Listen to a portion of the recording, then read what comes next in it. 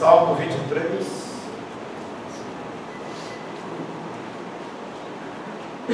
Nossa segunda pregação sobre este belíssimo texto das Escrituras.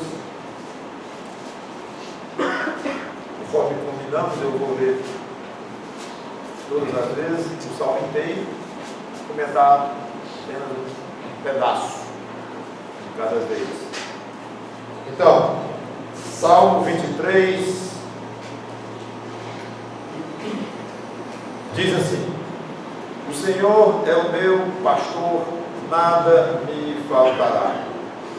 Ele me faz repousar em pastos verdejantes, leva-me para junto das águas de descanso, refrigera-me a alma, guia-me pelas veredas da justiça por amor do seu nome. Ainda que eu ande pelo vale da sombra da morte, não temerei mal nenhum, porque tu estás comigo.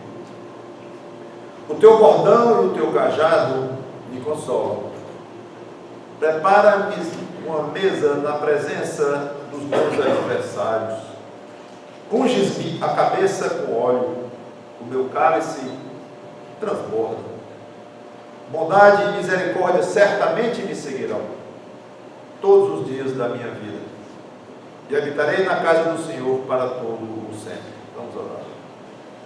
Santo Deus, nosso bom Pai, que o Espírito Santo nos ajude a entender de maneira geral todo o salmo, e de uma maneira particular quando Davi disse: nada me faltará. É o que vamos explorar hoje, que cresçamos num tipo de vida que agrade plenamente ao nosso pastor. Em nome dele que te pedimos e agradecemos. Amém. Amém. Tudo bem, Davi, já ficou claro que o Senhor é o seu pastor na primeira frase que você escreveu. Mas que tipo de pastor? Fraco ou poderoso para defendê-lo de ataques? E mesmo poderoso, seria um pastor atento, um pouco desleixado, e deixando que você se exponha a toda sorte de perigos. E mesmo atento, ele iria agir profissionalmente de uma maneira meio fria, ou porque ele ama você, Davi. Em suma, que tipo de resultado havia para Davi pelo fato do Senhor ser pastor dele? Resultados bons, ruins. Então, com a famosa e pequenina frase de 3 palavras, ele responde isto de uma maneira muito bonita: nada me faltará. Ele é meu pastor, o Senhor, e vocês não imaginam o tipo de pastor que eu consegui para cuidar de mim. Um pastor criador, que não tem limites, um pastor atentíssimo à minha pessoa, um pastor tão ligado em mim que um fio de cabelo não cai sem ele autorizar, um pastor que me ama muito. Então Davi diria: o que pode faltar a uma ovelha que tem um pastor desse? Nada.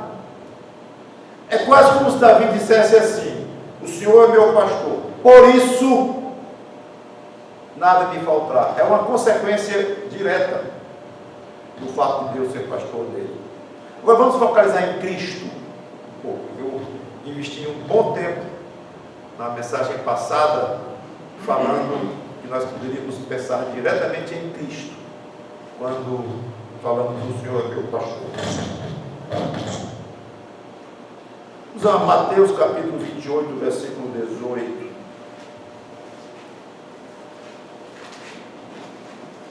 Eu acho que eu poderia até falar sem ler a passagem propriamente, porque já é tão conhecida e vocês já sabem. Mas vamos lá, Mateus 28, 18. Jesus, aproximando-se, falou-lhes, dizendo: toda a autoridade me foi dada no céu e na terra. Super poderoso.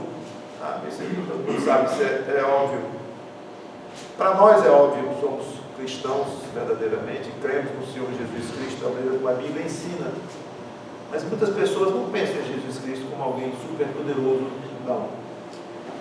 Ainda mais se nós pensarmos como um pastor assim, deveríamos nos sentir muito seguros. Ele é dono de tudo. Ele diz, não vou ler lá em João 16 e 15, tudo que o Pai tem, Ele me deu. Tudo. Ele nos ama muito. Focalizando em Cristo, nós temos um pastor super poderoso, dono de tudo que há, que recebeu de Deus Pai, do Pai dele, tudo que é do próprio Pai. É um pastor que deu a vida pelas ovelhas dele. Lá em João 10, quando ele diz que é um bom pastor, ele diz, porque tem o que não é o bom pastor, aquele que está interessado só em ganhar dinheiro com as ovelhas, e esse aí foge quando o ladrão chega e deixa que o ladrão leve e roube. Mas eu não, eu tomo conta de uma maneira tão profunda das minhas ovelhas que eu as amo tanto que se precisar dar vida por elas, eu daria, e foi preciso, e ele deu. Então não é só uma coisa teórica, era necessário, e ele provou o tanto que ama a sua ovelha. Eu gosto sempre de dizer, um crente com complexo de ser mal amado é a coisa mais sem sentido do mundo. Tudo bem, se a esposa crente acha que é mal amada pelo marido, ou o marido mal amado pela esposa, ou pelos filhos, ou pelos amigos, aqui neste mundo ainda vai, apesar de altamente questionável a propriedade de alguém achar que ninguém o ama, ou a ama, coisa assim. Mas deixando isso de lado, quando olha para cima e olha para o Deus Todo-Poderoso, que nos salvou mediante o Senhor Jesus Cristo, que é o nosso pastor, que deu a vida pelas ovelhas, e você se sentir mal amado, não entendeu bem o Evangelho. Não entendeu bem o Evangelho. Então você pode ter complexo em muita coisa na vida, mas não de ser mal amado, meu irmão, ou minha irmã, porque é um pastor que nos ama muito. E ele diz que estaria todos os dias conosco, até a consumação dos séculos. Então ele está juntinho conosco, ele faz companhia a nós, é um pastor muito presente em nossas vidas. Aí Davi diz, o que pode faltar para uma ovelha com um pastor desse, com tanto poder e tanto amor, tanto carinho pela sua ovelha? Não falta nada.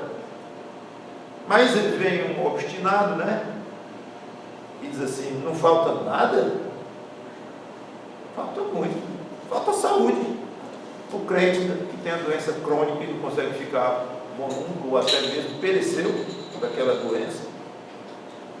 Falta paz para a irmãzinha lá, cujo marido é alcoólatra e chega em casa bêbado, querendo bater nela e bate às vezes mesmo nos filhos, derruba tudo. Falta muita paz naquele lar que ela tanto pede para o marido se converter, ou pelo menos deixar de ser alcoólatra. Não, paciência. Falta muitas coisas a muitos crentes. Isso é só jogo de palavras. Não é bem assim não. Eu não vou aprofundar muito nisto. Mas deixe-me dizer uma coisa. Essas coisas faltam, como eu coloquei 2 exemplos, e há muitos, claro, faltam, mas pelo ponto de vista nosso, nós que vemos as coisas só pelo ângulo aqui da terra, pelo menos a maior parte da nossa análise é sobre este ponto de vista, e entendemos um pouquinho das coisas espirituais depois da nossa conversão, estudando as Escrituras, mas um pouquinho, entendeu? Não nos revela tudo. Então, pelo nosso ponto de vista, pela nossa avaliação, faltam muitas coisas.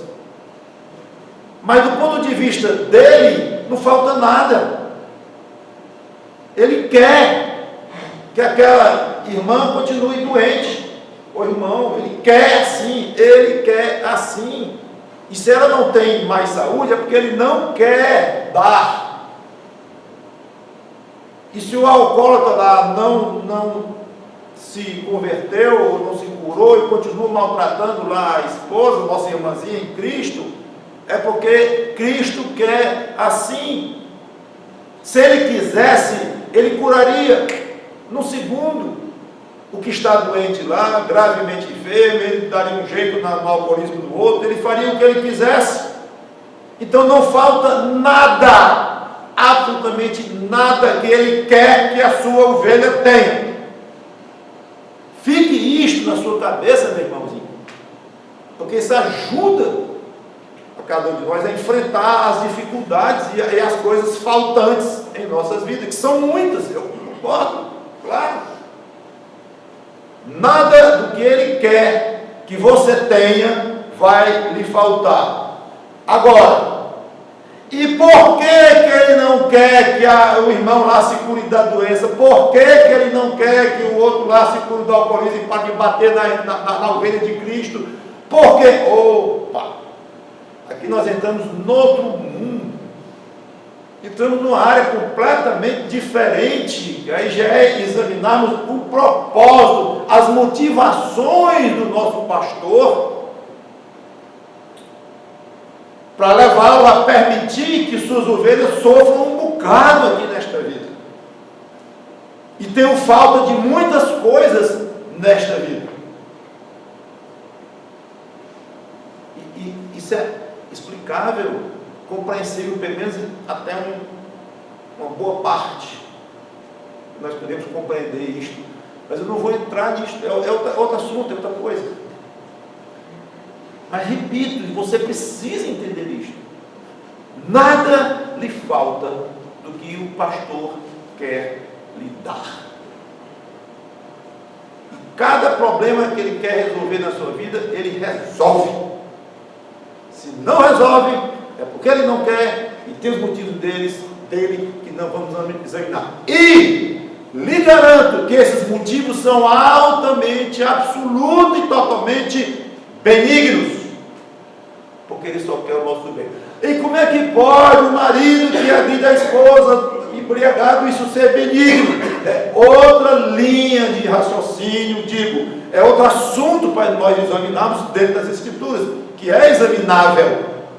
E podemos mostrar, eu tenho falado muitas vezes sobre essas áreas aqui, mas não é agora. Eu só quero contradizer aquele obstinado que diz: não, isso é jogo de palavra de Davi, isso é conversa fiada, não falta nada. Falta não. Dentro dessa explicação aqui, falta não. E podemos até dizer de outra forma: tudo que o meu pastor acha que devo ter, eu tenho. Aliás, a Bíblia acha pouco em deixar isso claro para nós, que tudo que ele quer que a ovelha tenha, tem. A Bíblia diz que a ovelha de Cristo tem abundância das coisas. Abundância. Eu vou ler algumas passagens aqui, praticamente uma atrás da outra. O efeito que eu quero é colocar a sequência sem explicar mesmo, quase sem explicar, para se somar na sua mente o que uma diz, outra diz, focalizando em abundância. Não vou explicar cada passagem, não. Mas veja aqui, João 10:10. Estou querendo mostrar que não é só que a ovelha de Cristo tem as coisas, mas ela tem abundantemente.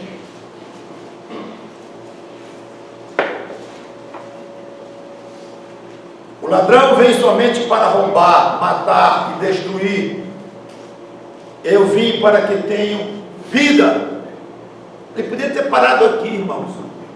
Cristo: eu vim para que tenham vida, não para matar e destruir, ao contrário. E é pouco ele dizer isso. E aliás, a vida que eu vou dar a vocês, só pude dar, no caso ele falando aqui, eu só poderei dar, hoje ele olha para trás, só pude dar, porque eu morri para poder dar essa vida.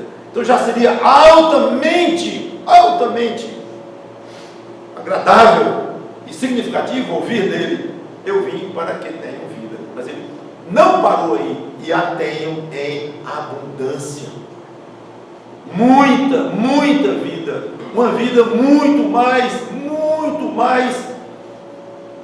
alegre no coração. Uma vida muito mais cheia de esperança. Uma vida com muito mais sentido do que antes. Uma vida muito mais voltada para as coisas que interessam. Uma vida mais sábia da parte de vocês.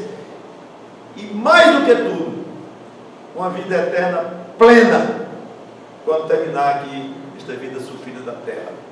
Eu não quero dizer que essa abundância de que ele fala é só, portanto, para a vida eterna, não.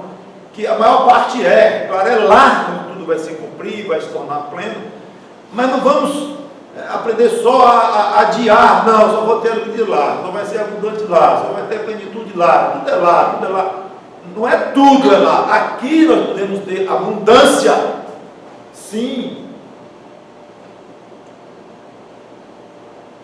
Eu disse que não ia explicar cada passagem. Atos 4:33.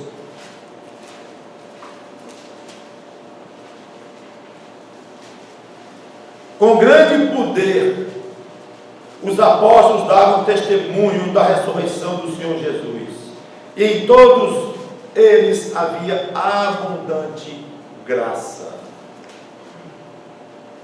Você gosta de grifar? A Bíblia está uma hora boa aí. Abundante. 2 Coríntios, o nosso livro que estamos expondo nas noites de domingo. 3 passagens de 2 Coríntios. Eu já preguei. Estamos no início do capítulo 4. Vamos ver hoje à noite, se Deus quiser.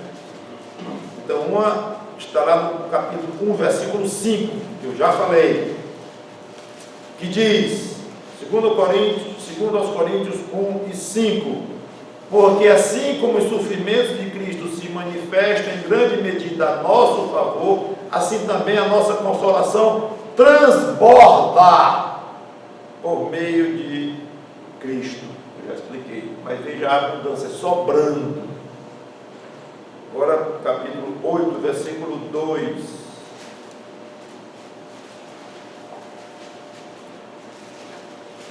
Porque no meio de muita prova de tribulação, manifestaram abundância de alegria.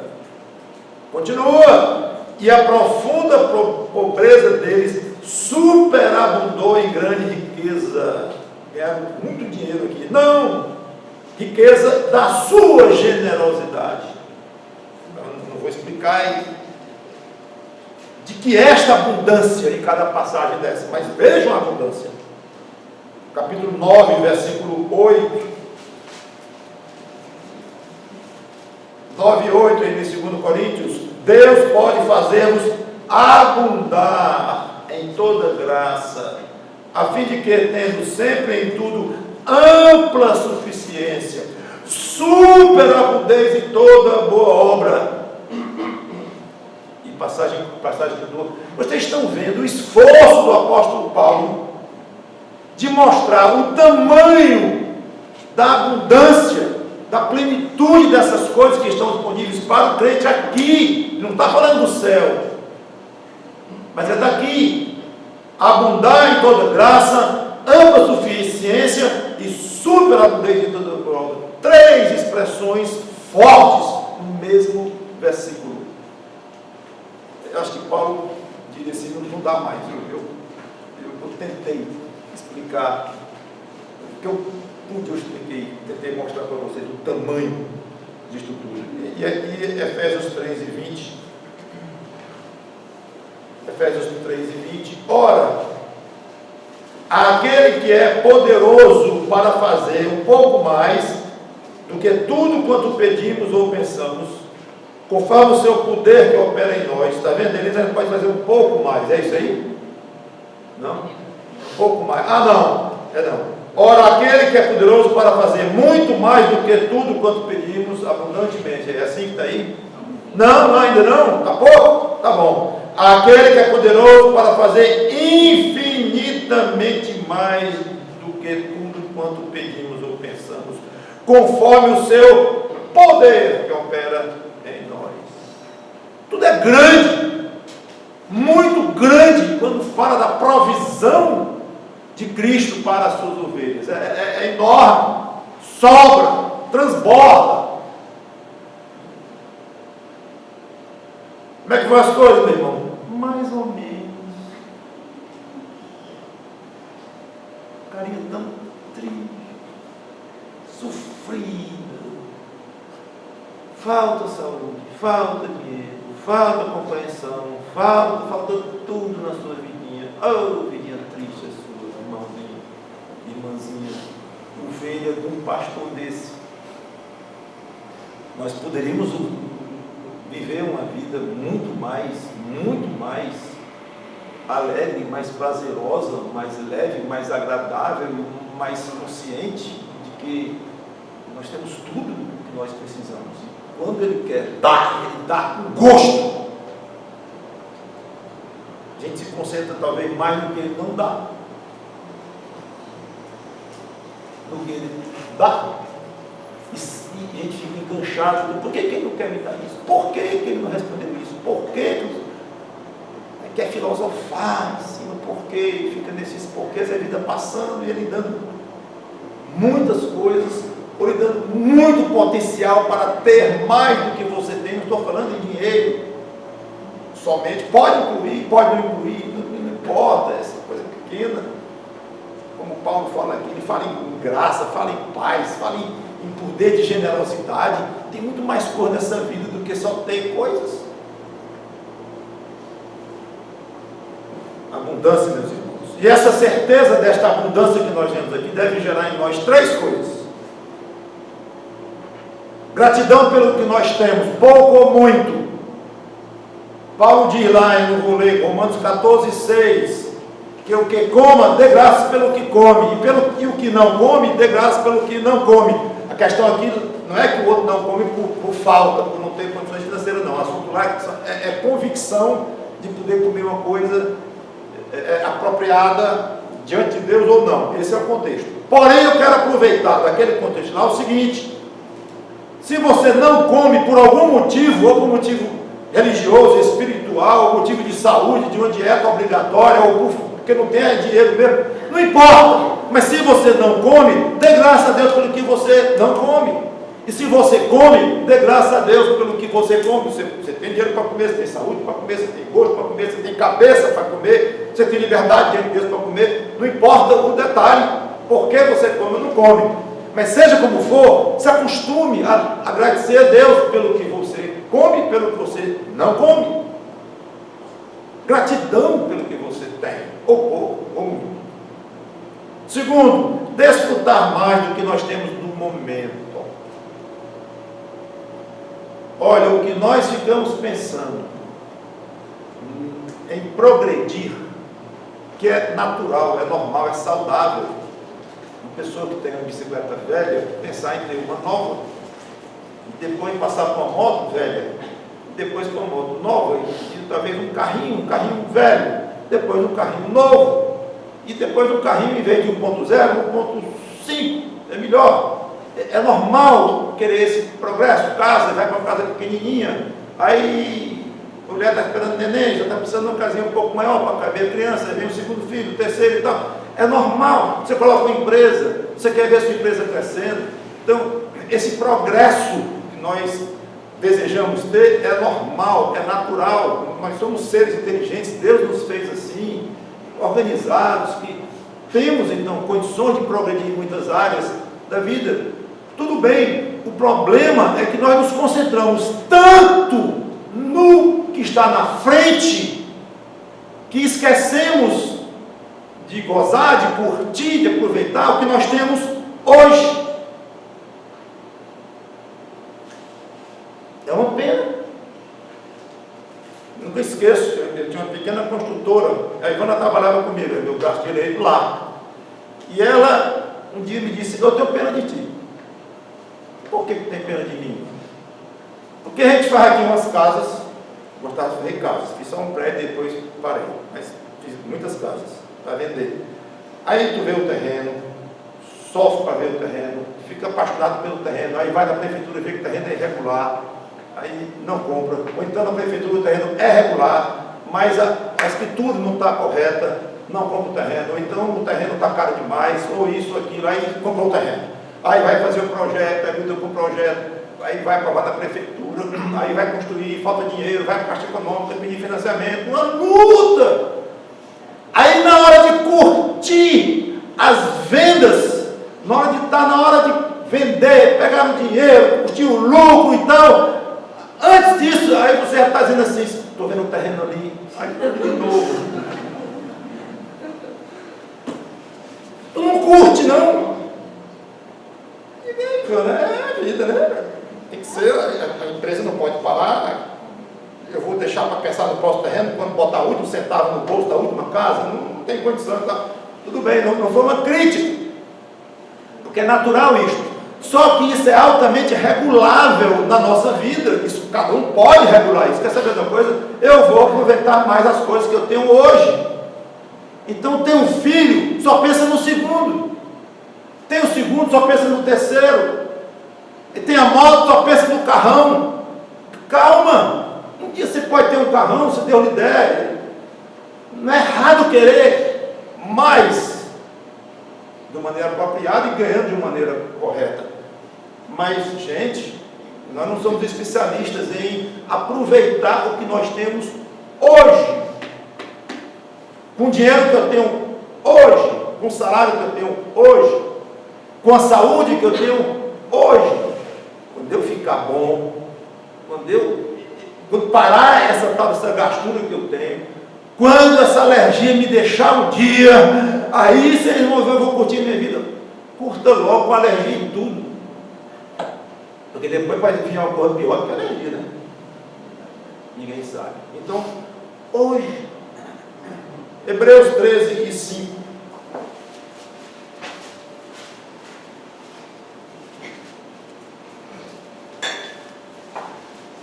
Hebreus 13 e 5.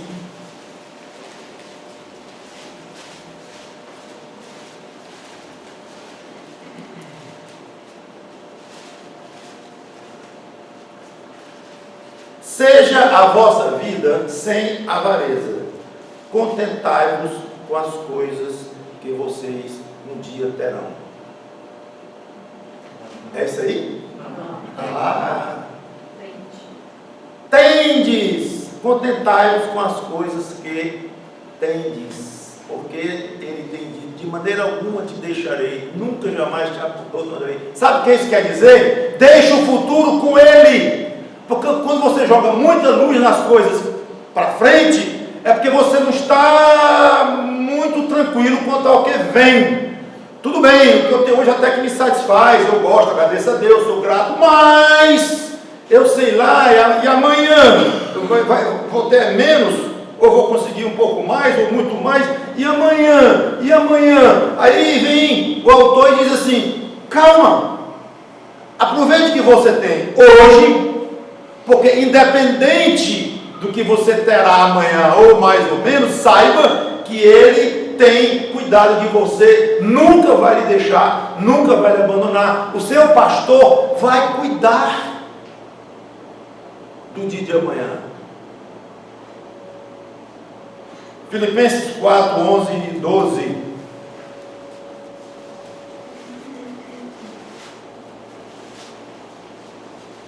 Nós vamos deixar para nos apaixonar pelo nosso pastor quando tivermos tudo que nós achamos que deveríamos ter. Não vamos ter essa paixão, nunca vai ser muito profunda. Porque na realidade, irmãos, você já tem tudo que você precisa ter. Hoje. Filipenses 4, 11 e 12. E ele mesmo, não, estou em Efésios, Filipenses 4, 11 e 12. Digo isto, não por causa da pobreza, porque aprendi a viver contente em toda e qualquer situação. Tanto sei ser humilhado, como também ser honrado. De tudo e em todas as coisas já tenho experiência, tanto de fartura como de fome, assim de abundância como de escassez. Tudo posso naquele que me fortalece. Pastor, mas aqui contradiz um pouco. O povo do Paulo tinha momentos horríveis, né? tinha abundância de coisa nenhuma. Porque o pastor não queria. Já expliquei isso. Mas eu quero mostrar aqui, é o versículo 13, que diz: eu tudo posso naquele que me fortalece. Eu estou satisfeito. Então, a abundância que eu tenho e a falta que eu tenho, isso faz parte da minha vida embaixo deste sol, deste mundo complicado, que jaz no maligno. Eu sei que faz parte. Eu não estou reclamando que eu tenho abundância hoje, amanhã não tenho, que coisa desagradável. Não, eu sei que é assim. Desagradável mas eu sei que é assim, não tem outro jeito. E eu estou confortável naquele que me fortalece. Eu preciso de força, eu sou fraco mesmo, sou pequeno, as coisas aqui são demais, os inimigos são maiores do que eu próprio. Eu preciso de uma força. Muito bem. E eu tenho alguém que me fortalece, eu tenho um pastor que me fortalece, e eu posso tudo naquele que me fortalece. Estou muito satisfeito com ele, desse jeitinho que eu estou aqui. Ele não está reclamando, ele está falando fato.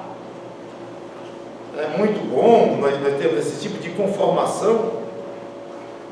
1 Timóteo 6, de 6 a 8.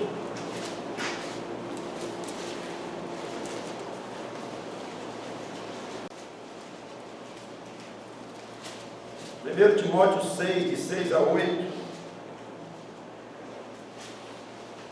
De fato, grande fonte de lucro é a piedade com contentamento. Quando fala de lucro, a gente só pensa no cheque, no dinheiro, nos bens, mas aqui Paulo é outra moeda, fala de outra moeda. Fonte de lucro é a piedade com contentamento, porque nada temos trazido para o mundo, nem coisa alguma podemos levar dele. Tendo sustento e com que nos vestir, estejamos contentes. Essa é uma passagem muito prática, uma filosofia de vida absolutamente espetacular. Agora, por fim, moderação ao pedirmos as coisas, porque tem uma coisa interessante. Eu sou ovelha de um pastor poderosíssimo. Tem tudo no mundo, no universo, tudo que é do Pai é dele. Ele me ama muito. Ama. O que eu vou pedir para ele? Ele autorizou a pedir. Pode pedir. Vocês pedirem ao Pai em meu nome, ele dá. Pode pedir. Aí eu estou confuso. Eu vou pedir quantos carros? É para pedir? Para pedir mesmo, ó, Senhor, vou pedir os filhos mais belos que tem na face da terra, a esposa mais maravilhosa, o marido mais carinhoso e espetacular. Eu vou pedir que não entre nem dor de cabeça lá em casa. Não é assim? Não. Provérbios 30, 8 e 9, embora aqui está olhando só para um aspecto que é o financeiro, falando em saúde e em outras variáveis de bens que nós poderemos ter. Mas isso aqui mostra, irmãos, é muito interessante, mostra uma filosofia de pedir. O que nós devemos pedir ao pastorzão, ricão, bilionário, do qual nós somos ovelhinhas, e ele diz: pode pedir. Duas coisas te peço, não me negues antes que eu morra. Afasta de mim a falsidade e a mentira. Essa é a primeira que eu não vou comentar. Segunda, não me des a pobreza nem a riqueza. Ele tinha medo dos dois. E trazendo que ele explica. E você quer o que então, meu irmão? O pão que me for necessário. E por que você não quer nem riqueza nem pobreza? Eu explico. Para não suceder que, estando eu farto, te negue e diga: quem é o Senhor? Fica arrogante. Eu me lembro, criança, jogando um jogo que ainda existe hoje, eu acho, Banco Imobiliário. Eu acho que ainda existe hoje esse jogo. Eu não era muito bom em jogo, em sorte, essas coisas não, mas aqui e acolá, eu começava a ganhar. E quem já jogou Banco Imobiliário sabe que você vai ficando rico no jogo. Você compra um terreno aqui, compra um terreno acolá, eu não sei mais hoje. Aí depois você forma um conjunto de terrenos que lhe dá uma condição tal de você recolher imposto de quem cai lá, aí você coloca casa lá e ganha mais dinheiro, e coloca um hotel lá, e você vai ganhando, e daqui a pouco você está milionário mesmo no jogo. Pois eu nunca me esqueço a sensação interna que eu tinha, 12 anos de idade, 13, 14, quando eu ficava ricão no jogo. Arrogante. Eu começava a falar com os irmãos, primos, estava jogando já, diferente. A maneira de me dirigir a eles era diferente. A maneira de eu pensar era diferente. E curioso como aquilo me marcou. Eu digo, eu não posso. Tem muita coisa que eu vou ficar insuportável. De arrogância. Encontrei um colega aqui. Provérbios. Ele também não queria muito, não queria ficar arrogante e desprezar. Ora, se o camarada chega ao ponto de desprezar o Senhor, Jeová, o nome aqui é Jeová. Quem é Jeová? Meu amigo, se você é maluco, porque ganhou um dinheirinho aí, você está perguntando quem é Jeová, desprezando o próprio Deus. Gente, quem despreza o próprio Deus, porque está com muita coisa nas mãos, imagine como é que vai desprezar os outros, os humanos, os colegas ao lado, e os mais pobres. Se ele ser muito rico, a maior parte vai ser mais pobre. Como é que ele vai tratar esses outros? Então é um perigo isso. E graças a Deus me tirou do comércio rapidamente, me fez pastor. Amém por isso. Não dava certo. Mas não quero ser pobre também demais não, Senhor. Ou empobrecido, porque, Senhor, eu vou roubar. Interessante é a franqueza dele, né? Senhor, se eu ficar empobrecido, mas eu vou roubar, porque eu preciso comer. Olha, eu tenho 4 filhinhos em casa. Talvez naquela época tinha 9. Hoje 4 é um absurdo de muito. Naquela época era 9, 10. Eu tenho muitos filhos em casa, os pequenininhos, um que está ainda muito novinho. E, Senhor, eu não vou deixar que eles morram de fome não, eu vou roubar. Mas eu não quero roubar, porque eu vou desonrar o teu nome. Eu vou desonrar o teu nome. Profanar o nome de Deus eu não quero, vai ser contra todos os meus princípios. Não me leva a uma situação miserável de eu ter que me violentar e roubar para não deixar o meu filho, a minha mulher que eu tirei da casa dela, morrer de fome. Não posso. Então é muito interessante esta linha bíblica de você pedir a Deus: Senhor, me dê o suficiente. Não me dê ao ponto de eu ficar arrogante, e nem me dê ao ponto de fazer coisas a ponto tão baixinho, tão ruim, que eu vou fazer coisas que vai desonrar o teu nome. Moderação nas coisas que pedimos. Senhor, eu quero encerrar. E muito mais do que isso tudo, eu quero lembrar o bem maior que nós temos, muito mais do que filhos e dinheiro e bens e saúde e coisas assim, é a salvação que nós temos. E o Senhor Jesus Cristo nos garante vida eterna. Ninguém vai arrebatar-nos da mão dele. Nunca. E esta vida eterna é em abundância. Eu quero encerrar dizendo o seguinte: Davi, ele expande no restante do versículo 23 o que ele colocou no versículo 1. O Senhor meu pastor, nada me faltará. Pronto. Tudo que ele tinha a dizer está dito aqui. Tudo.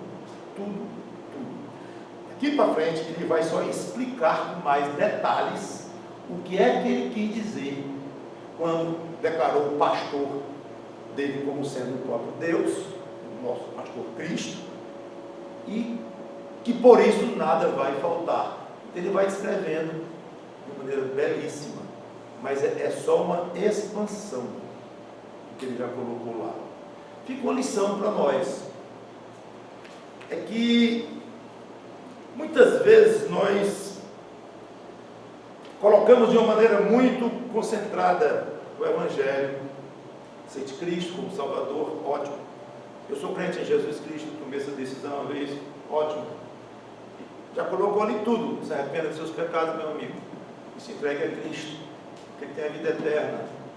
Tá bom, ótimo, perfeito, mas está concentrado demais. Se der para expandir, para você falar um pouco mais, ou muito mais, dependendo do que der, faça. Então, se você tem um parente querido, você tem um amigo, você tem uma pessoa, com correspondência, e-mail, ou carta, ou pessoalmente, ou telefone, de alguma forma, os seus colegas de trabalho, se você tem uma oportunidade de expandir o que é ser crente, expanda. Se você puder expandir quem é esse Jesus, que você tanto fala, que você tanto ama, expanda, fale mais dele, diga mais coisas, pormenorize mais o que é a delícia de ter uma vida cristã. Como Davi fez, o Senhor é meu pastor, nada me faltará. Beleza, Davi? Mas não, peraí, eu tenho mais a dizer. Eu quero detalhar mais isso aqui.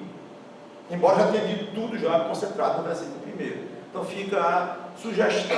Peça a Deus oportunidade para você falar mais de Cristo para as pessoas de uma maneira mais pormenorizada. Porque tudo que você vier falar dele será belo. Ou concentrado, ou expandido. Mas, quanto mais beleza, melhor.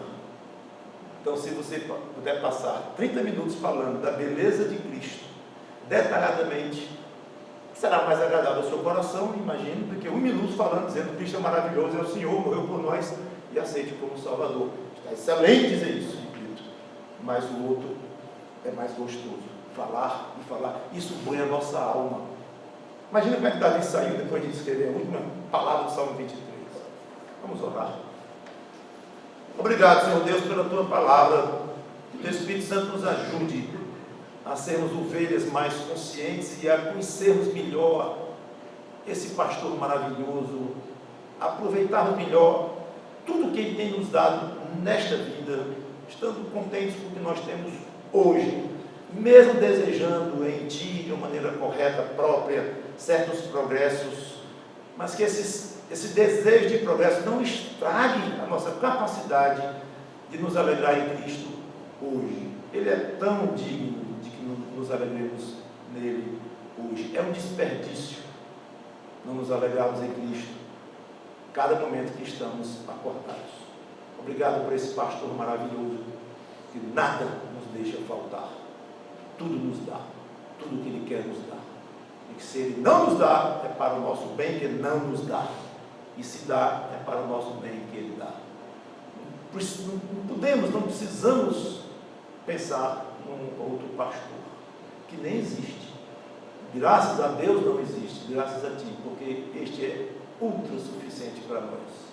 Ovelhinhas queridas dele e felizes por esse pastor. Em nome dele te pedimos e agradecemos. Amém.